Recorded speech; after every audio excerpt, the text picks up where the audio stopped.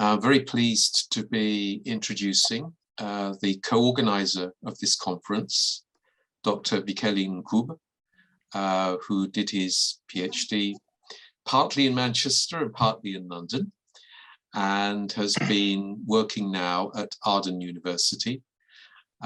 He has many interesting ideas and challenges to psychology as a mainstream discipline and to critical psychology. And he's going to be talking this afternoon about issues of knowledge, meaning-making, and power in psychology. So critical, historical, and philosophical perspective. So I'll hand you over to Mvikeli. Very much looking forward to what you have to say. Thank you very much, Ian. And good afternoon, everyone. Thank you so much for the speakers who spoke before me. I enjoyed all the conversations. Just going to share my slides and get started.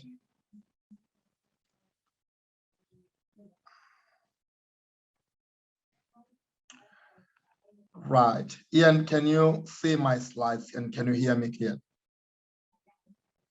Okay. Right, guys, I will get started. I'm just going to move this out of the way. As Ian has introduced me so well, and thank you so much, Ian.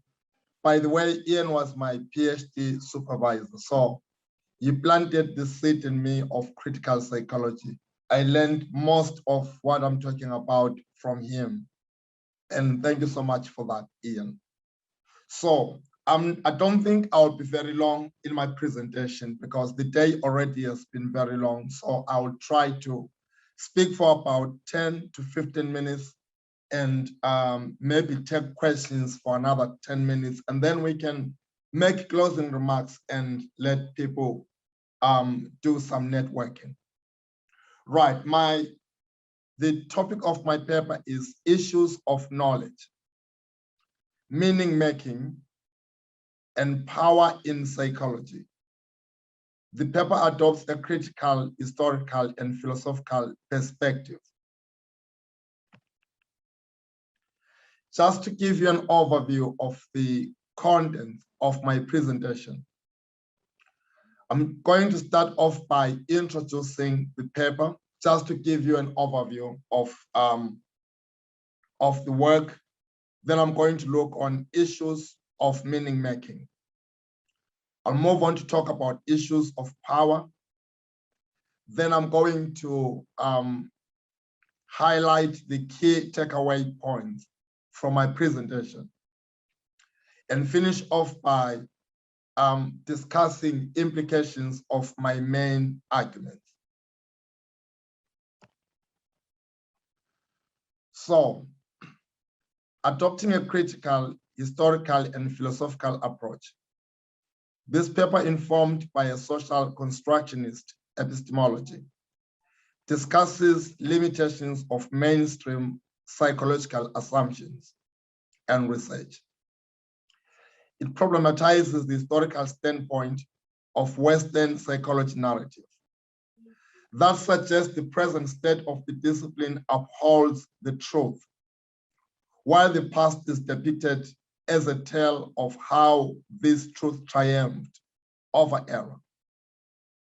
In addition, the paper interrogates issues of unbelonging and belonging, exclusion and decolonization of methodologies to potentially improve the discipline, rather the disciplinary relevance in the global South. A broader aim of this paper is to strengthen a growing body of work on decolonization and critical psychology. But the specific aim is to enrich debates about decolonization, epistemic justice, and injustice, building on from previous critical contributions in psychology. Within that, raising questions about the role and the relevance of critical psychology from the global South perspective, drawing from the ideas of Fanon. Right, this is the main argument that I'm going to build my work around.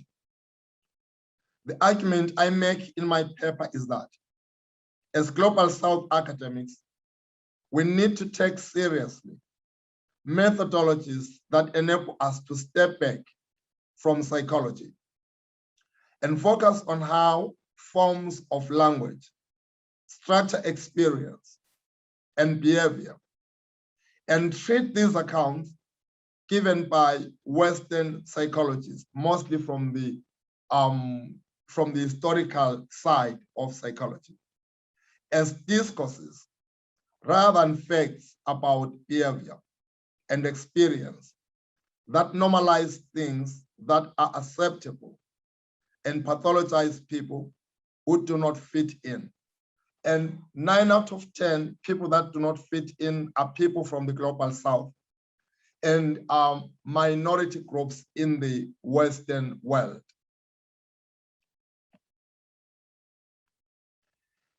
Then let's now move on to talk about issues of meaning making.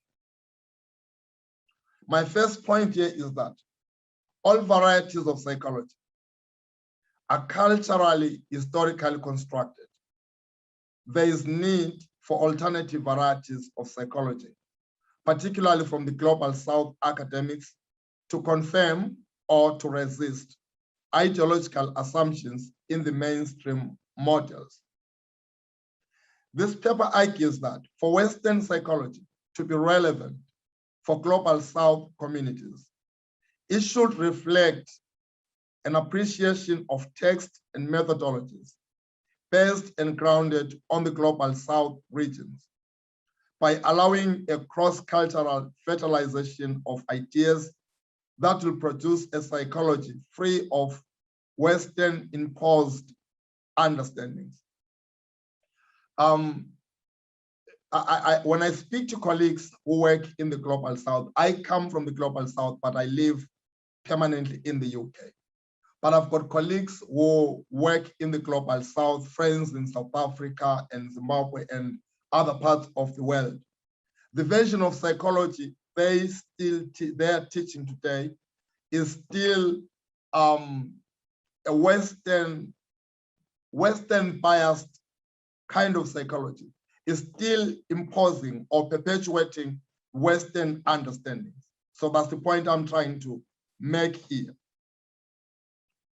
So Global South academics can advance the cause of liberation by conducting research that exposes and counteracts the constructed ideological nature of supposedly neutral and natural concepts. I talk about these concepts in my book that I wrote in 2018. So I talk about concepts like intelligence, personality, happiness. You know, they sound like they are neutral and they are natural. But I want us to step back and look at these more closely. We will notice that they are not natural and they are not neutral. Rather, they push a certain agenda. Within that book, I make an argument of how these concepts were used to kind of perpetuate scientific racism. I'm happy to return to this point and discuss it if I need to elaborate on that, but I'm just going to go over my points now and come back to the ones that you are interested in discussing.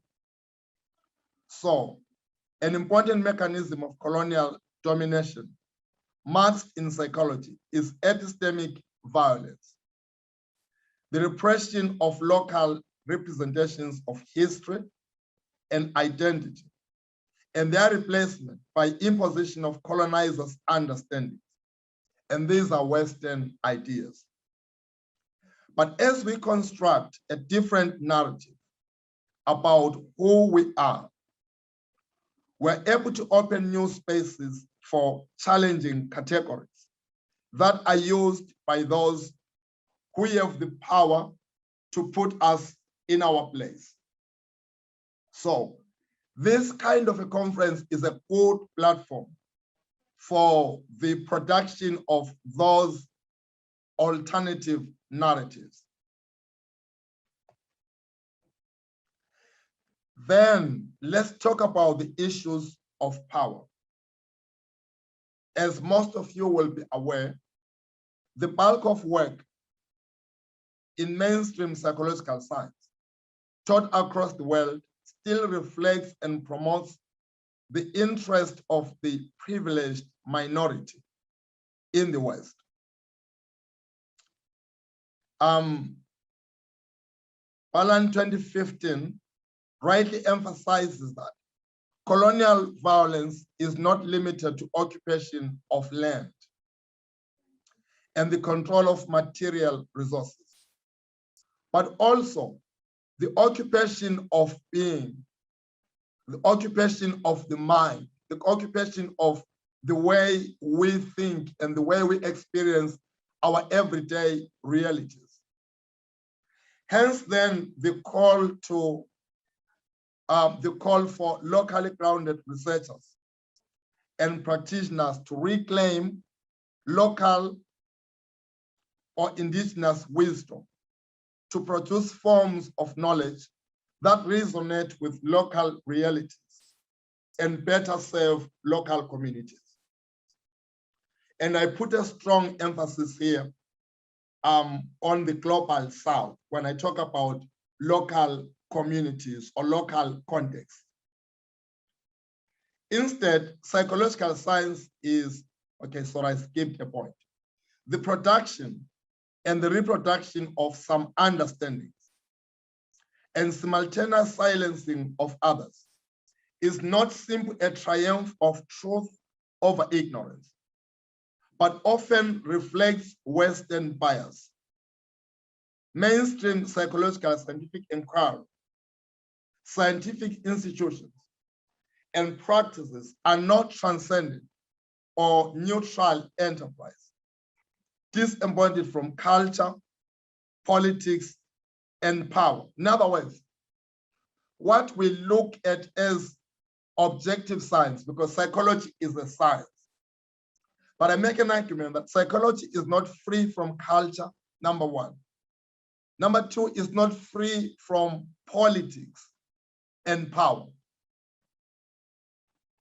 Instead, psychological science is a positioned form of knowledge that reflects understandings and interest of people in positions of dominance, those who decide what is worthy of study, what counts as basic theory, and narrow application.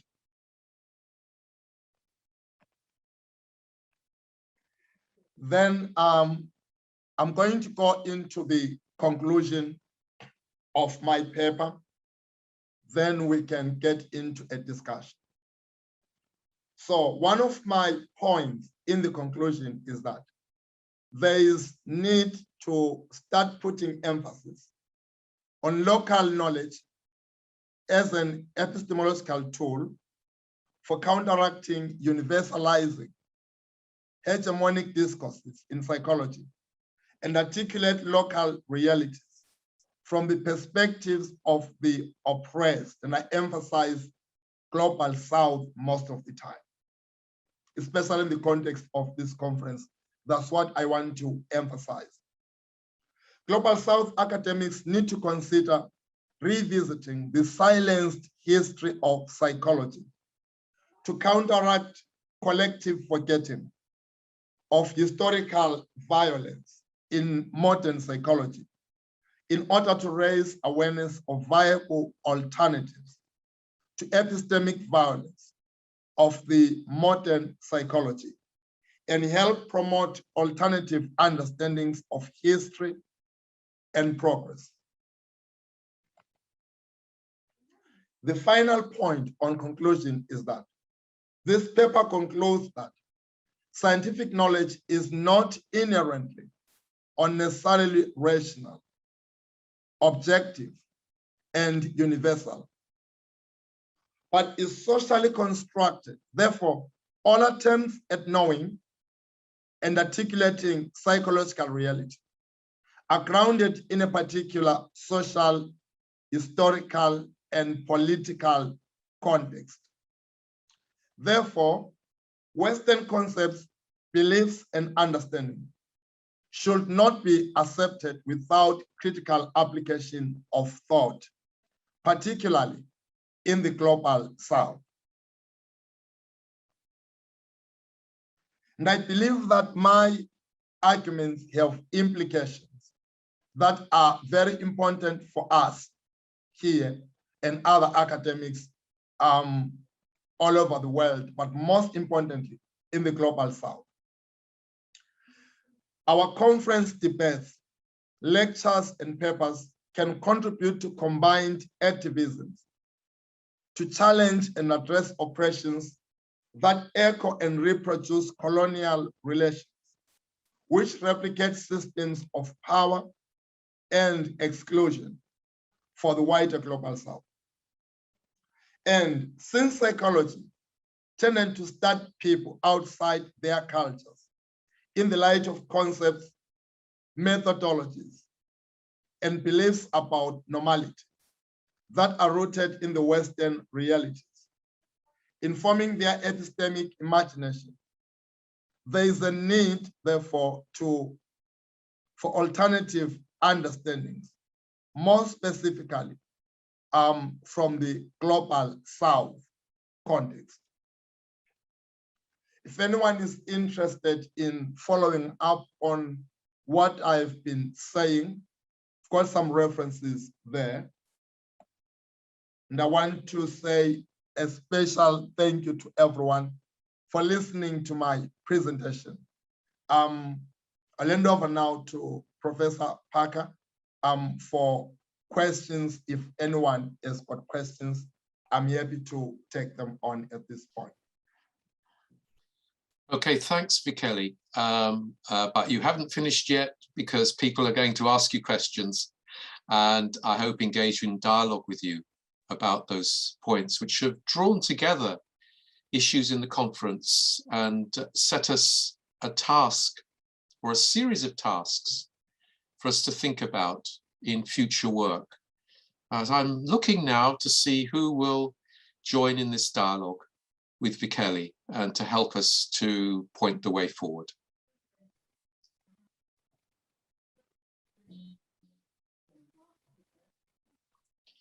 While people are thinking about that, I want to ask you, Mvikeli, about how you think about working in existing institutions. Because this conference, for example, is hosted by the British Psychological Society, which is a very mainstream institution. And some people will be surprised that you've managed to organize it in this way with the BPS. I wonder whether you could talk a little bit about where we should organize in order to do our work. And then I'll hand over to Fawn, who has a question. Right, thank you so much, Ian, for that question. So I don't think I'll have been able to do what I'm doing if I was working maybe in another organization. Some organizations are opening up to decolonizing and to step out of psychology and give it a critical consideration. I work for Aden University, and thankfully it's a very open-minded university. They are open to, saying, let's try and internationalize what we are teaching. I have been involved in authoring modules recently. I think the one I wrote is I wrote the level 5 social psychology module. And I did put in a lot of what I'm presenting here. The out of school was fine and the students were excited about it. But I know that the BPS is, mostly a mainstream. I'm not expecting anyone to clap hands at what I have been saying today, but I think we need to start talking about it. We need to have those uncomfortable conversations now. And if we are persistent and consistent, we are going to make an influence. We are going to get other people to buy in. But we need to start. This conference is the first one of its kind under the BPS. But we're going to keep it going. We're doing it again next year, and Art University is hosting us next year. But we'll keep going until we get many people buying into the idea. Thank you. Now, Fawn, did you want to come in and say something here? I Hi. can see things. Yeah, go ahead. Go ahead. Yeah, I was actually clapping, but I hadn't put my hand up yet, but I did have a question I was trying to figure out the wording for. But basically, I've read some research on how you know, the DSM manual is actually a cultural text, and we view it as culturally neutral, which is incorrect to do. And that just kept coming to my mind when I was listening to your talk. I wonder how we could, I guess, trying to pick apart what is cultural and what isn't is quite a task. I guess you could argue every part of it's cultural. How would we go about you know, separating what we know about humans and what we know about very specific groups, and what's cultural and what isn't? How, you know, how do we, I can't even form the question, so I don't know how we're supposed to do this, you know. I think I know what you want to say. I think I'm getting your point. My answer is no. There is no way to separate that. We just need to acknowledge that there is no way to separate that. All forms of knowledge are produced from certain or a particular standpoint, and they are informed by you know, all academics. They draw from their cultural resources. So to somebody like me, I disagree strongly that there is such a thing as objectivity. There is no objective knowledge. There is no objective science. All forms of knowledge, all forms of science are socially constructed. So if you say to me, is there a way of knowing which one is culturally informed, which one is not? My answer is don't even try. There is nothing like that. All forms of knowledge are socially constructed. There is always an element of culture.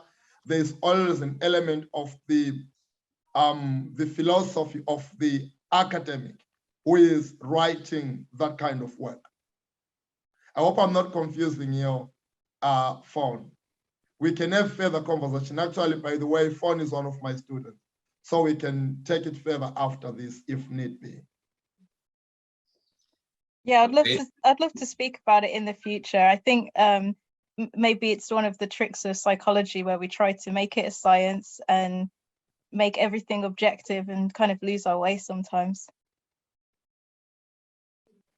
Yeah, you know what? If you look at the quantitative approaches, or you know, the positivism paradigm in psychology, while it claims objectivity, you want to think about questions like, who designed the questionnaire? Why did they design it that way?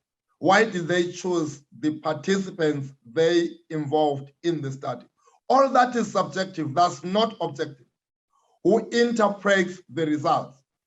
Why do they interpret them like that? If you ask yourself questions like this, you understand that there is no objectivity at all. We are just really denying subjectivity. To me, there is no objectivity at all. Science is not objective, including psychology.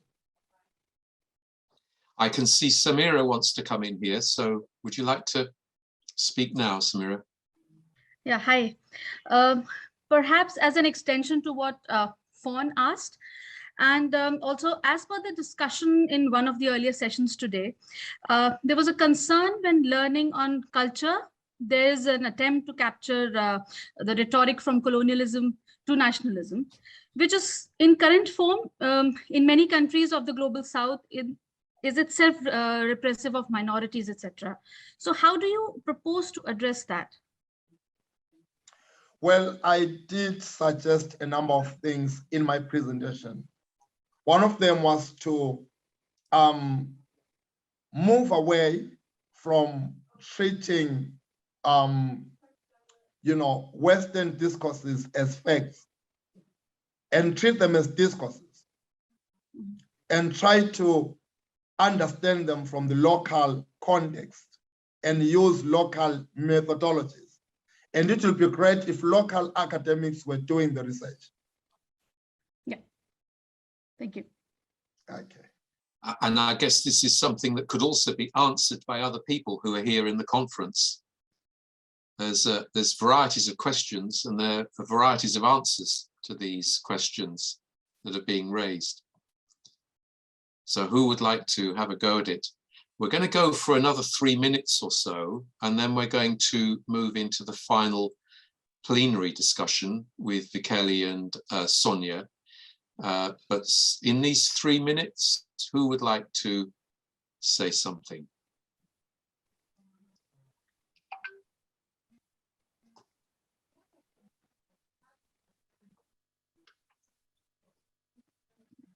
Okay, then, while you're thinking, I have another question, Mvikeli, which is that when you talk about the Global South, of course, there are many different kinds of Global South, and there are many contradictions there as well, over gender and ethnic identity and class, of course.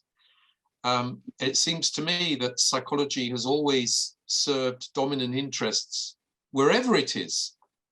So what is there to stop us from falling into the arms of psychology in countries of the Global South that are also serving dominant class interests, for example? It's exactly what you said, Ian. If we keep in mind that while the Global South has a lot in common, the Global South is not the same everywhere. So I want to respect the knowledge produced in local context, want to respect local texts, and want to respect local cultures, which inform the research and which shapes the minds of scholars in those areas. I think if we do that, we'll be able to produce a kind of a psychology that is relevant to each area of the Global South. However, a starting point is we have a lot of common ground in the Global South. We may start with that and then move on to the different areas, making them relevant to those unique areas. Okay, I'm sure that this is one of the issues that needs to be taken forward. And I can see Noah has just put his video on, and maybe that's because he wants to ask a question. Well, in my thinking, the concept of psychology may also change into the other disciplines. For example, for anthropology or sociology.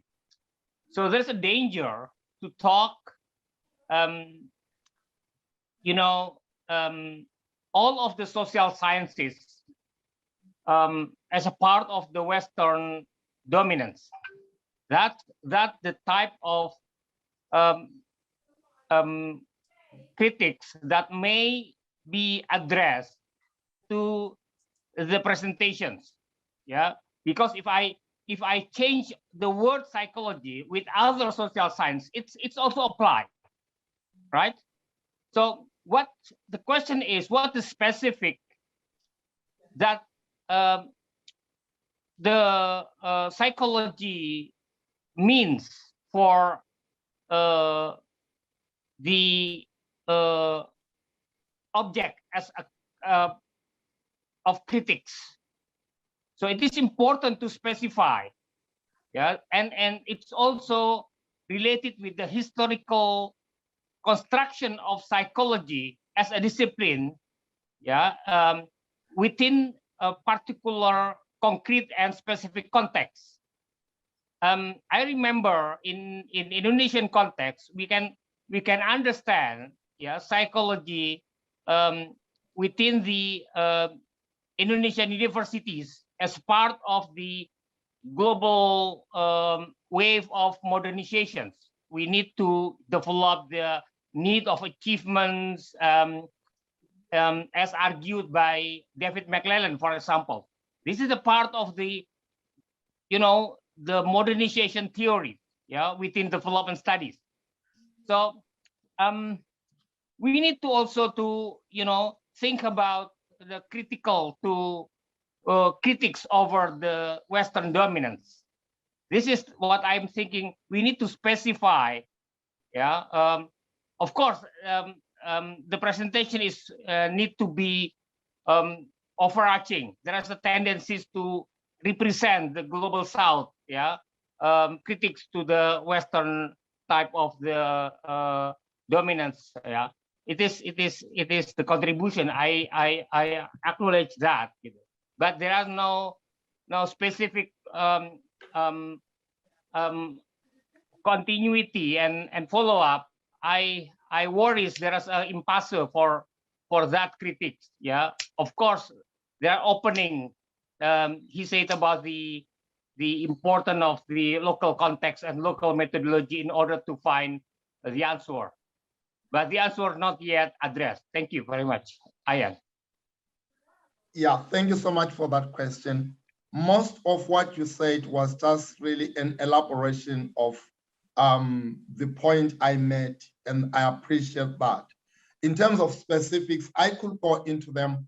Time wouldn't allow me, but I gave examples in passing. For example, I gave examples of certain psychological concepts that are part of the history of psychology. And Ian raised the point about, the specific different parts or different regions of the global South. We can look into all these and be very specific about particular concepts or particular areas of history or regions. I do accept that point. I think my issue here is time. I wouldn't be able to go into that now. I wonder whether that leads us now into the last work of the conference, which is taking things forward. Do you think we should close this discussion, Mvikeli, and move into the plenary session? Please. Okay, so that means that my work here is done. Very much enjoyed listening to the talks, and I'm handing things back over to you again. Thank you so much. Thank you so much, Ian. Really, really appreciate you facilitating this. And we thank everyone today who was part of this conference, whether participating as a speaker or just attending. Thank you so very much. Everyone was just amazing, also want to thank the BPS team that was here, working behind scenes. We thank you so very much. They are going to be putting the videos together, and they are going to be on YouTube at some point. We will share the links and let you know when they are ready. My colleague Sonia is going to come and speak after me just shortly. But I just want to say, we would love to stay in touch with you. Please do follow us on Twitter, follow us on Facebook for updates on what is coming. We are a new network, but we have a great, interesting vision that can accommodate all of us. So the information will be on our website, on Twitter, and on Facebook. We're also going to open a LinkedIn page. Please do join. We'd like to stay in touch with you. The conference next year will be around this time.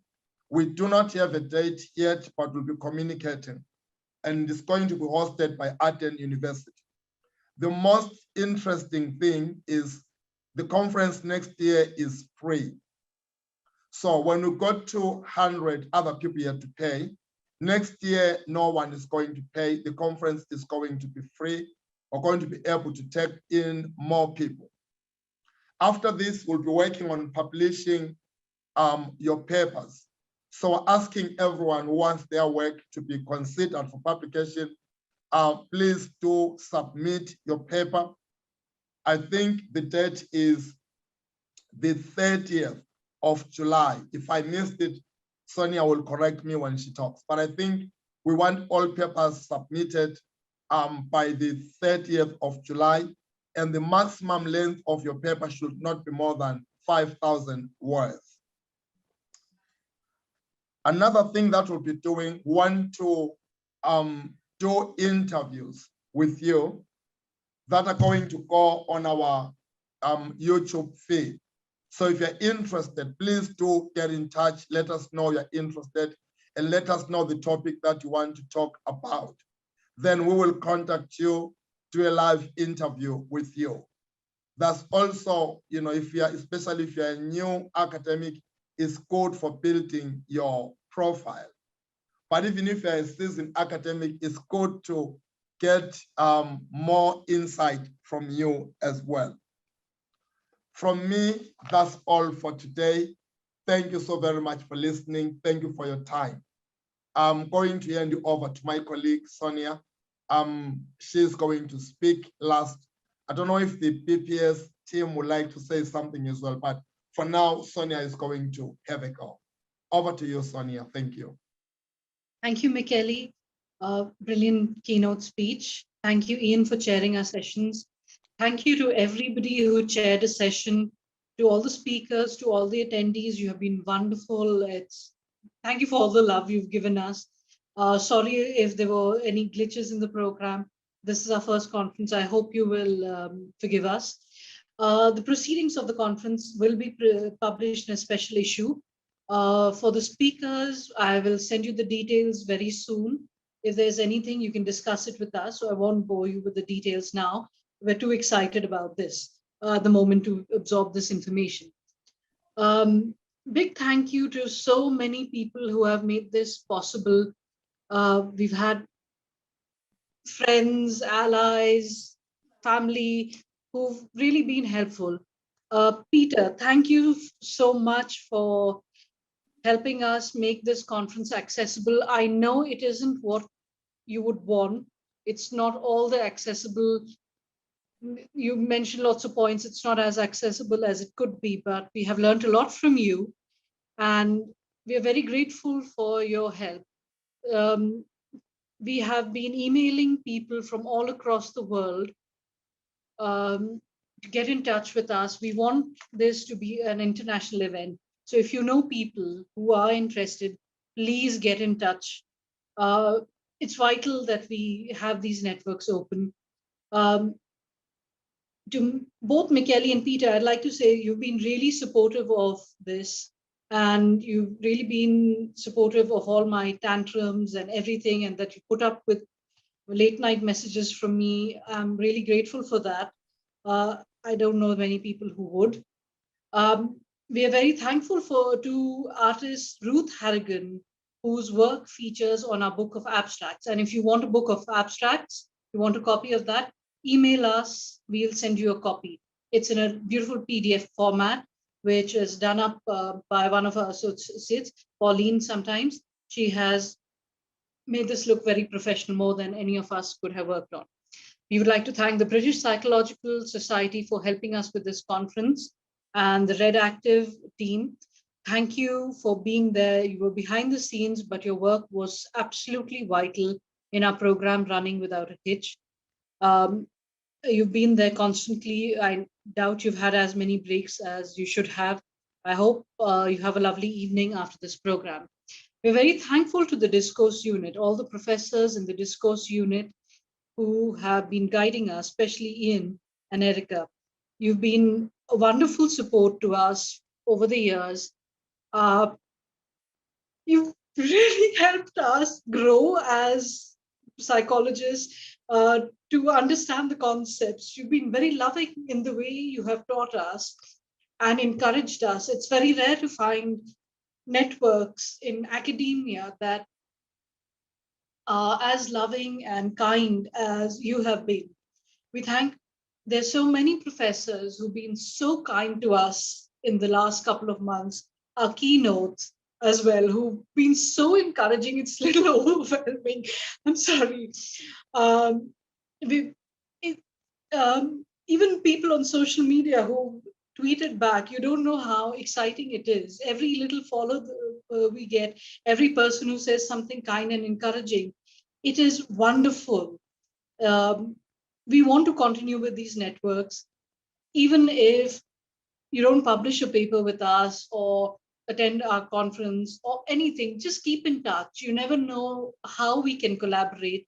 There are a lot of young, early research scholars, people who are finishing up their masters. Please get in touch. And please, if you can, do mentor them. We've been mentored by some excellent people. We want you to share that knowledge with them and show them that academia doesn't have to be a brutal space. As Mvikeli has mentioned, we'll be hosting a lot of events through the year.